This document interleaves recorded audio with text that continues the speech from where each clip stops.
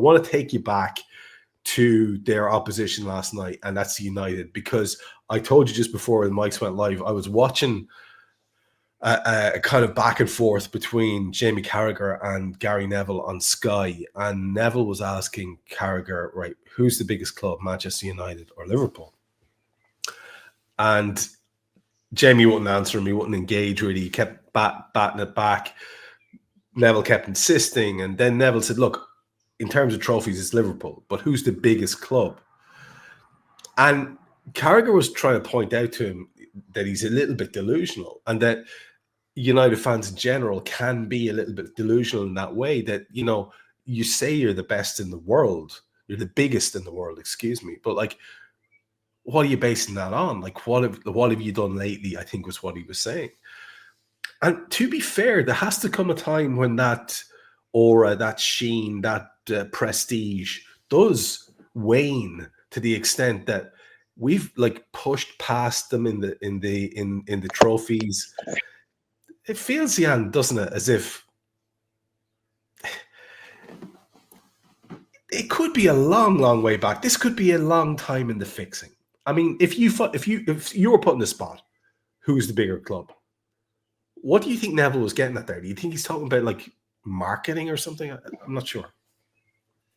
Yeah, I'm not sure either. I mean, it is very, very difficult to gauge who's the bigger club, isn't it? But I think obviously we're talking who's the bigger club in England, and it can only be Liverpool or Manchester United. There's no doubt about that whatsoever. I just find that we were bad, but we never disappeared, did we? You know, we were competitive. We still got to cup finals. We still picked up trophies. And Manchester United would point out that 2022, 2020, they still also. But I also look at their league titles, and basically their league titles have been won by two managers, Sir Matt Busby and Alex Ferguson. There's another thing, isn't it, that, you know, whereas so Sir Matt Busby and Sir Alex might very well be two of the greatest managers that the world has ever seen. But at Liverpool, so many managers have had a chance, haven't they? Arne Slot, and that's his first in, and Joe Fagan won one, didn't he? And then all Bobs and Bills and Kennys, and, you know, so I just think there's so much proof that all them things, you know, like the weekend now, this weekend is coming up, Trevor, isn't it? You'll see scenes in Liverpool starting Friday, lasting till Monday night. You know, and people go, yeah, well, you know, it's the first time they've been able to celebrate since 1990. I don't think that's the point. You know, I think the point is that we're a big football club, you know, and we love showing that we're a big football club, and we always turn up in our numbers, outnumber everybody else. It just can't be a coincidence, can it? I don't think so. There's so much evidence, as you say, of that. One of the best things, yeah, you've seen the banners. You've seen the banner. It's evolved over the years, where it has like a sort of a Mount Rushmore of the managers who've won the big trophies, the leagues and the European Cups. And it's getting bigger every year. Now we've to stick Kloppo on there. Now in his first season, we've got to stick our lovely bald-headed Dutchman on there as well. And it's just getting bigger and bigger. And it really emphasizes the point you made that United have had two eras. Now, one of them was huge in terms of longevity and success, but they've had two eras, two, as you say, trophy-winning managers, and in terms of the big ones. So it is interesting. If it feels as if the legacy has been spread more in Liverpool's history. And when people go for a wander around the city, Jan, there are all sorts of things they're going to see. And I would recommend, I'm sure you would as well, that if people are in Liverpool and they haven't been for a while, or they haven't had the time to do the relaxation things because they're staying around for the parade, that they should go and have a wander and look at the murals, because it is a lovely addition, isn't it, to the Anfield area. It's just such a... It's almost like, I know people who do it like a little pilgrimage. They just go around before the game and they go and look at all the murals, and maybe they're introducing some new people to a game and they're bringing them around and showing them. And we saw a lovely addition. Obviously, your own one is there. and we saw a lovely addition getting shown off today of Virgil. Have you seen it? Yeah, I was told about it months ago. Told about the whole proceeding and how you go through it, and obviously they needed a sponsor for that one, so that one has been sponsored, and the picture was picked by Virgil himself. So it's done proper. I mean, again, it just feels right, doesn't it? It's fantastic, and it's a still from a piece of video where the camera's just panning around him, and it's an awesome shot. The piece of video is class. It just says all you need to say. Here's our main man looking up, wearing the champions reversed shirt, and it's a moment in time. I think it's a fantastic thing to add to the atmosphere.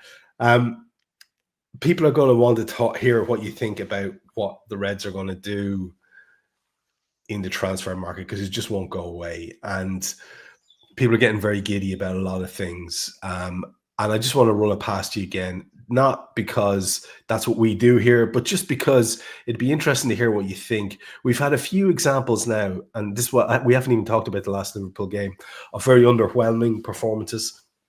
And I find it hard to give lads too much hassle or criticism, because mentally they can't be there. We were speaking about it last week, and then we go out and we lose the last game as well.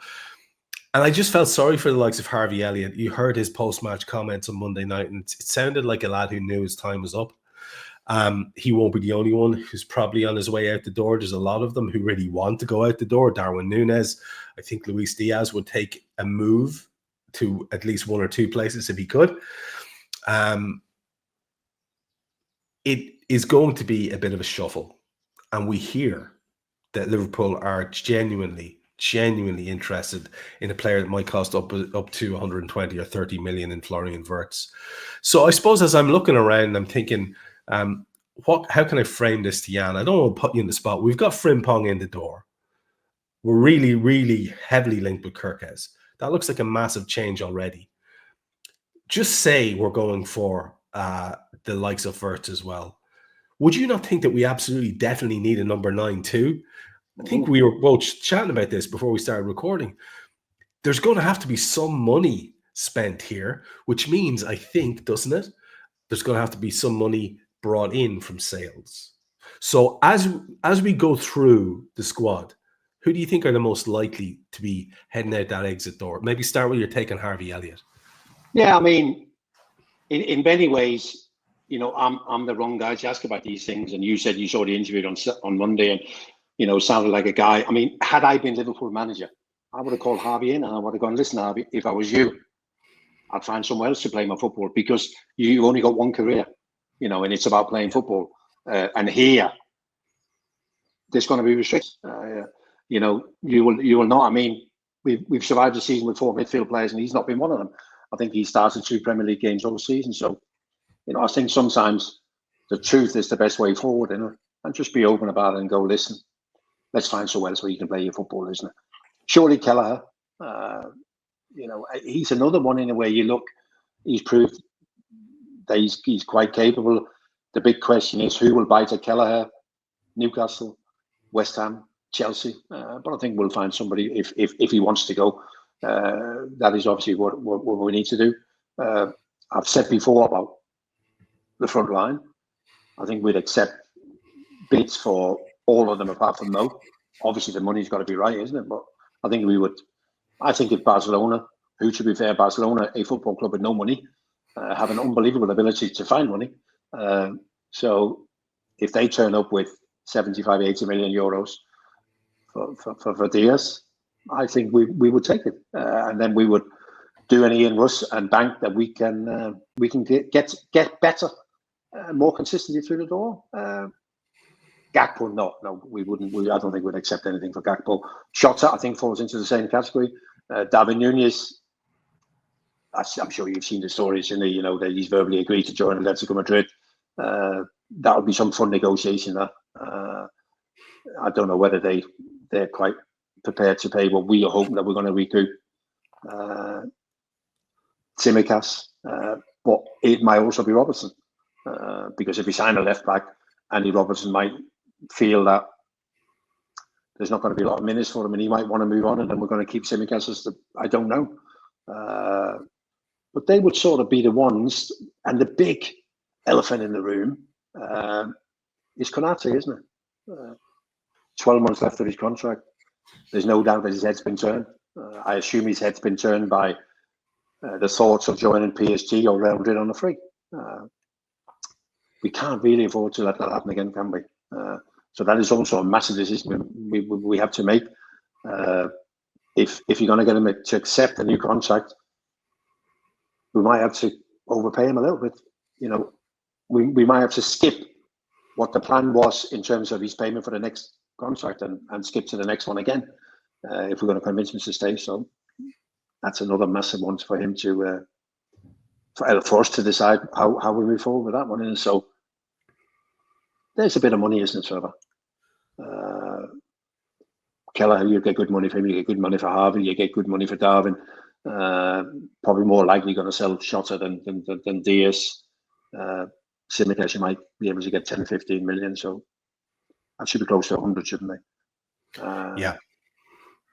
And Konate, unfortunately, if he was sold, we're not in a position to demand much because of the situation with his contract. So you're kind of hoping that he's just going to do the kind of sign the thing, like the daft thing that people were hoping Trent would do, like just sign so that Liverpool can get some money. But that's not realistic either. And who knows? I mean, if I was Konate and I'm thinking, you know what, that lad who was always on his bike off down, you know, the far end of the field or over on the left-hand side, he's finally gone.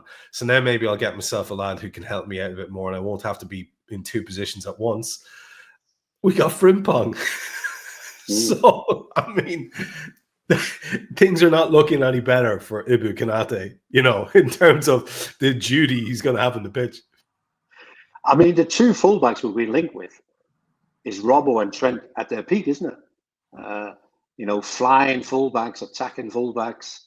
So I don't quite know what the plan is there. I mean, obviously people are talking about Frimpong being able to play further forward. He'll only get that opportunity when Mo's away with the African Cup of Nations.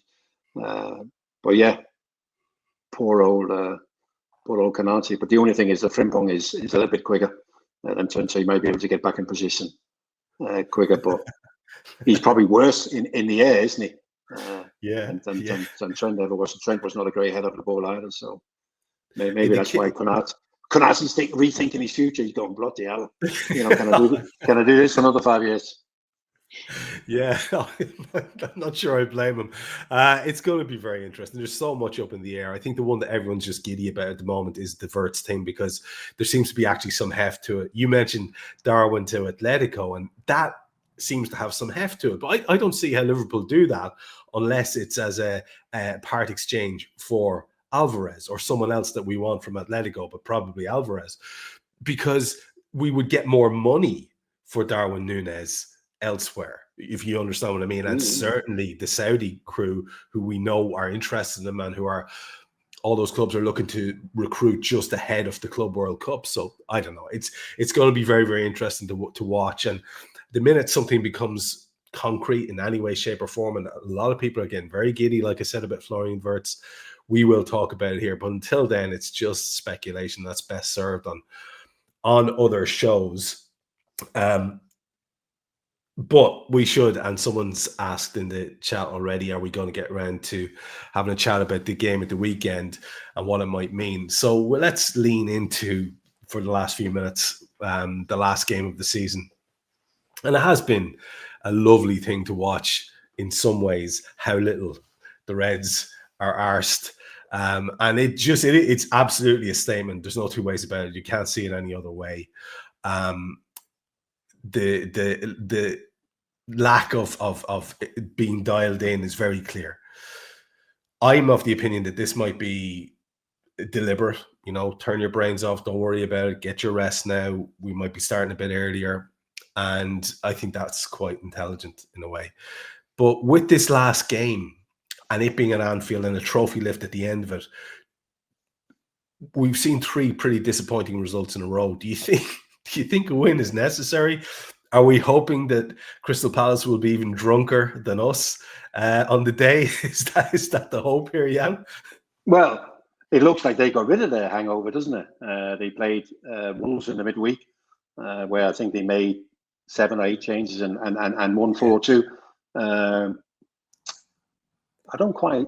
I mean, the fact that it's that day with the trophy lift and we're at home, and I think we're going to go really strong. It's kind of that opportunity that this is a team that won the league. Bar obviously McAllister is already ruled out, isn't it? I don't know whether he'll play Konate or Kwanzaa. He might want to see Kwanzaa alongside Van Dijk as much as he saw him alongside Konate the other day, isn't it? I don't know, but so I just think. But then Palace are a nightmare, aren't they? Because they're so well set up to play away from home on the counter attack. They've got some really good players, so I can't guarantee anything, Trev, but I have told you, stop worrying about it. Stop worrying about it. For the record, I took your advice about 9 or 10 days ago, and last weekend's game, I couldn't have been more relaxed, and I have been since. It's great. It's you'd have to say everything's coming up roses for Liverpool fans. We'll come back to the match itself, even though I think I know what you're going to say now. In a minute, you said he'll go strong. The McAllister absence is actually a big one. I think a lot of people have underestimated, and this is just the last point in terms of match-related stuff. I think a lot of people have underestimated this guy, Jan. And I see it. I see teams of the season, and some of them don't have McAllister, and I'm thinking, yeah, you're getting that really wrong. People have Declan Rice in ahead of McAllister in a team of the season in the midfield, and I'm just thinking, like, that's actually just objectively wrong. The guy is so central to our league win. He is the guy who makes us tick. He is. If Mac's on, we're on. You've been in teams where that's the case, and quite often it's a man in midfield. Quite often it used to be you. It is a thing, isn't it, that a man can be the fulcrum for a team, and his form and his play can dictate what the result is going to be. And he has been that guy for us, hasn't he? I think the problem, Trevor, is that unless you follow a team, sometimes you have no idea what makes that team tick. Yeah. So the guy I work with, Danish TV, was in London at the weekend, and we were actually talking about Team of the Year. He had to do a Team of the Year for a news program this week. And I said, well, go through the players, And we ended up arguing. And I said, because of what he does, so he follows the 20 Premier League clubs, but he also does the Champions League. So there's a lot of clubs to keep an eye on. I said, well, so who's going to win Player of the Year at Brighton? And he goes, João Pedro. I said, okay, I'll have you a £5 bet. I'm going to go Van der Hecke. Yeah. And then what about Brentford? He said it can only be Mbemo. I said, no, it'll be Damsgaard, the Dane, and that was done on Monday when Damsgaard won all the player, So unless you really follow it. So most people are going to go, who's Liverpool's Player of the Year? Probably is Mo, isn't it? But our most important players are Van Dijk and McAllister. And the problem with McAllister is that a lot of people don't see what he does. Because a lot of people, Trevor, watches football without watch football. They don't watch it intensely anymore, do they? They're playing on the phone and they're on the WhatsApp group and whatever, and they don't watch it intensely. So they don't actually see what McAllister does, where he stands, where he pops up. Sometimes your positional play is more important than anything else. The things that you stop happening, the impact you have on your teammates in terms of them being able to play. We know that our play through the middle is so much better than McAllister's. There can be no doubt about that. Yeah, I haven't seen any of them teams of the year, but I assume it's Carragher, Neville, and whoever else they are trying to. It's all over the place. It's that time of the year, and social media, which you very studiously avoid, has all sorts of tools on it now where people can log on to an app and create their own teams and nice little graphics and pop it up there and cause great debates. But you've done it now, man.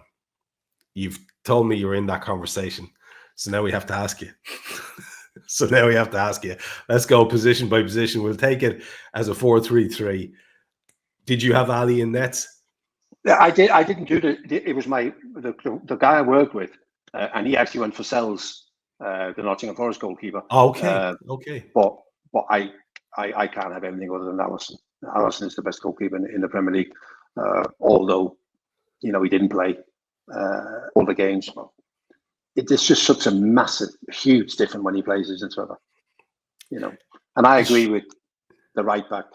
I think the right back down at Palace, although he's more wing back in it, but I think he's been terrific. Centre halves, Virgil van Dijk. Has to be. Yeah, it has to be. Then you can, the young boy down at Bournemouth, Huijsen, but probably Milenkovic at Forest. I think he's done really well. I know they've tailed off a little bit towards the back end of the season, but I think he's done really well. Left backs, there's the boy Kirky's in it, the boy at Fulham, Anthony Robinson. Yeah. That would probably be between them two, I think, although the young boy at Arsenal have done quite well, Lewis Skelly. I think I'd go for Kirky's. He'd be the one for me. And you weren't tempted to put Saliba in there, like 50% of people I saw, because they felt they had to put an Arsenal player in there. Because I don't know what you think, Jan, but in the matches I've seen, I know he didn't play very many, but Gabriel was better than Saliba. So yeah. I find that an odd one. I'm very much in favor. I'm all in with this selection so far. What about cross midfield? Saliba doesn't come into my because I don't think he's been anywhere near the levels that he's had in the last 2 years. Midfield, it's hard to get away from 2 out of 3, isn't it? Gravenberch and McAllister.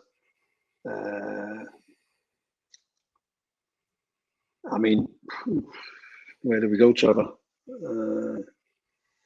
A third midfield player. Tonali's had a really good season. Newcastle, hasn't he? Popular shout, Tonali. Yeah, and I'm not a big, they couldn't play together. That's not what this is about, is it? They're never going to play together anyway. No. Casado down at Chelsea's. But I'll probably go with Tonali.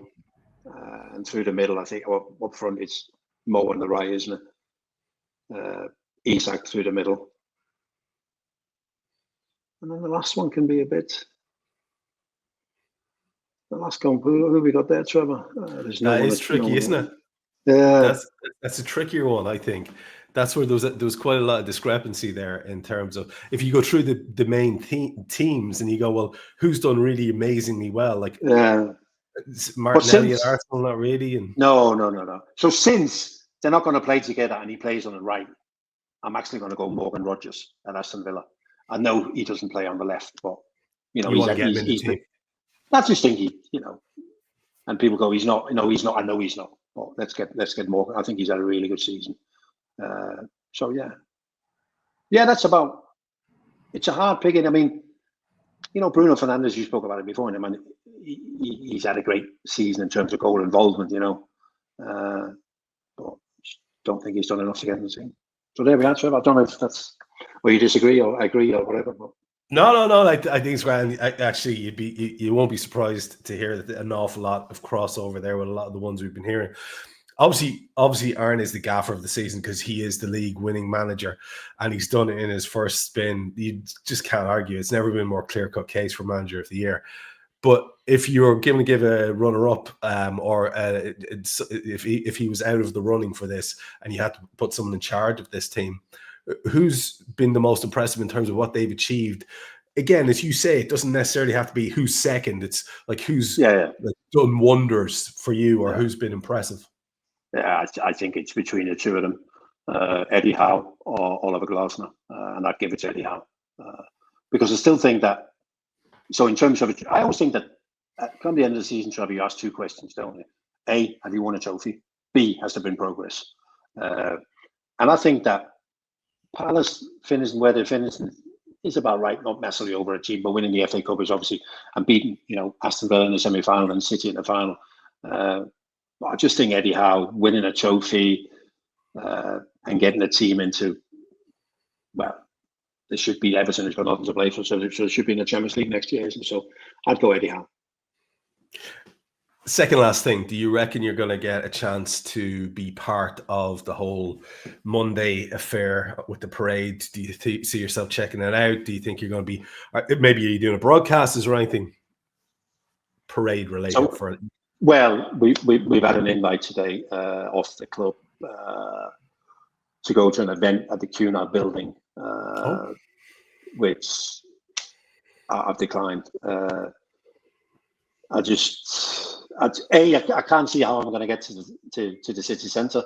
When people go to the trains, I said the trains will be rammed. We're just going to have a little family event instead where we can watch it on TV. So that's my choice. But I've spoken to a lot of my ex-teammates and some of my friends and whatever. I think a lot of those people are going to go. It's going to be mental. So I think the little town where we live in, I think, would be quite busy. People watching on the screens, and we can have a drink there instead. I think that sounds very civilized, because I think you're right. I think it will be mental. The only thing that's keeping me out of the mentalness myself is the gouging bastards at Ryanair and elsewhere. The prices are absolutely absurd and have been for weeks, at least 5 weeks at this stage. So the only other option was the boat, and then the train takes way too long. So it's, unfortunately, I won't be part of it either. But like you, I'll be enjoying it and raising a little glass myself to the lads and enjoying the crack.